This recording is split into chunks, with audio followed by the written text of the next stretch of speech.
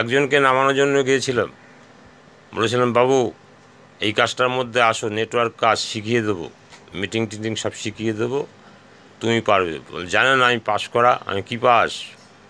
বলছে আমি পড়াশুনো শিখেছি। ভালো করেছো, কি পড়েছো? বলছে আমি মাধ্যমিক পাস। আর বাপ রে বাপ, বিরাট ডিগ্রি তো। তা তুমি কি করবে স্থির করেছো? এতে আড্ডা মেরে বেড়াচ্ছ, মা বাবা বলছে তুমি এই আমাদের সাথে থাকো ভালো হবে।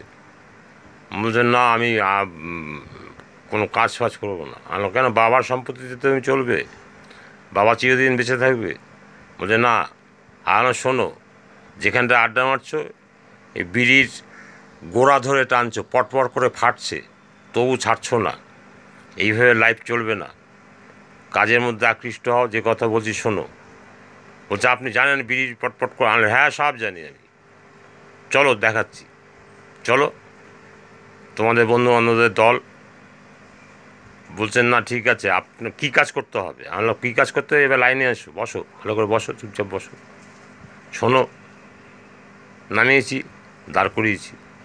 এইভাবে আপনাকে জোর করে, কালমেঘ কেউ খেতে যায় না, তার টাকরার মধ্যে কালমেঘ ঢালতে হয়, নাক চেপে ধরতে হয়, গড় গড় করে, তারপর লাস্টে খাবে, তার আগে খাবে না।